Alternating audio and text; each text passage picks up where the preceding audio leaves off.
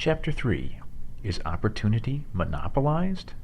No man is kept poor because opportunity has been taken away from him, because other people have monopolized the wealth and have put a fence around it.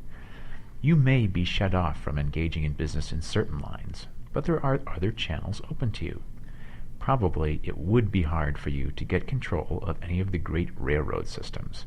That field is pretty well monopolized. But the electric railway business is still in its infancy and offers plenty of scope for enterprise, and it will be but a few years until traffic and transportation through the air will become a great industry, and in all its branches will give employment to hundreds of thousands and perhaps millions of people.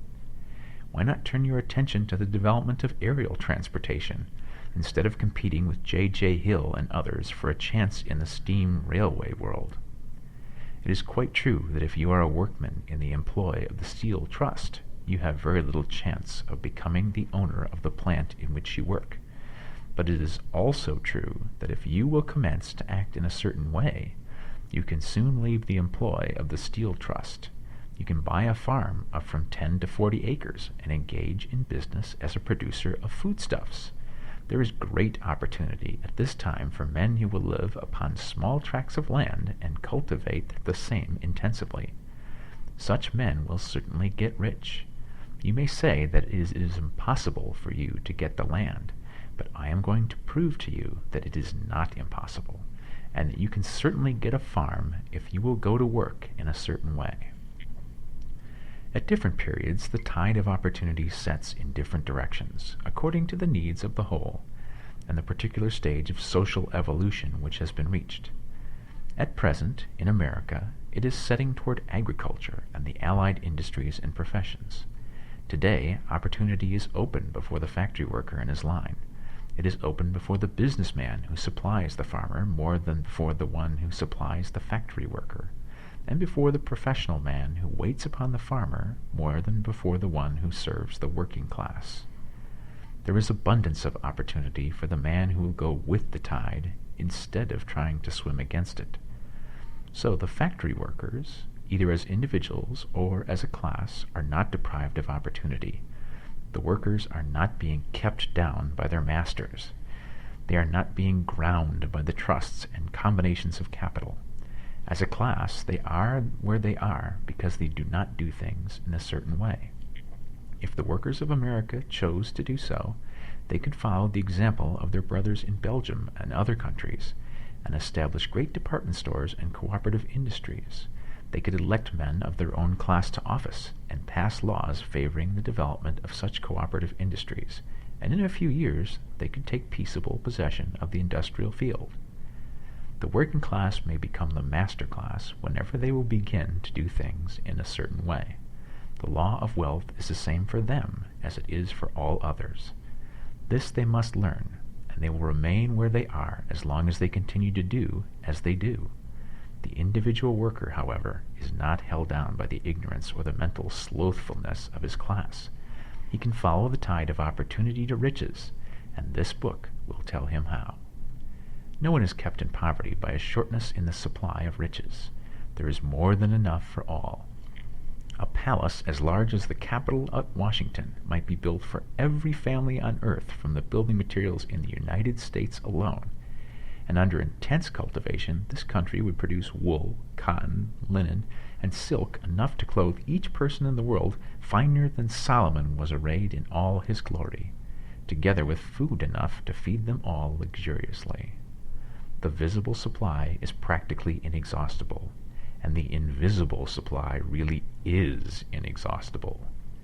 Everything you see on earth is made from one original substance, out of which all things proceed. New forms are constantly being made, and older ones are dissolving, but all are shapes assumed by one thing. There is no limit to the supply of formless stuff or original substance. The universe is made out of it, but it was not all used in making the universe. The spaces in, through, and between the forms of the visible universe are permeated and filled with the original substance, with the formless stuff, with the raw material of all things. 10,000 times as much as has been made might still be made, and even then we should not have exhausted the supply of universal raw material. No man, therefore, is poor because nature is poor, or because there is not enough to go around. Nature is an inexhaustible storehouse of riches. The supply will never run short. Original substance is alive with creative energy and is constantly producing more forms. When the supply of building material is exhausted, more will be produced. When the soil is exhausted so that foodstuffs and materials for clothing will no longer grow upon it, it will be renewed, or more soil will be made. When all the gold and silver has been dug from the earth, if man is still in such a stage of social development that he needs gold and silver, more will be produced from the formless. The formless stuff responds to the needs of man. It will not let him be without any good thing. This is true of man collectively. The race as a whole is always abundantly rich, and if individuals are poor, it is because they do not follow the certain way of doing things which makes the individual man rich. The formless stuff is intelligent. It is stuff which thinks. It is alive and is always impelled toward more life. It is the natural and inherent impulse of life to seek to live more. It is the nature of intelligence to enlarge itself, and of consciousness to seek to extend its boundaries and find fuller expression. The universe of forms has been made by formless living substance, throwing itself into form in order to express itself more fully. The universe is a great living presence, always moving inherently toward more life and fuller functioning. Nature is formed for the advancement of life. Its impelling motive is the increase of life. For this cause, everything which can possibly minister to life is bountifully provided. There can be no lack unless God is to contradict himself and nullify his own works. You are not kept poor by lack in the supply of riches.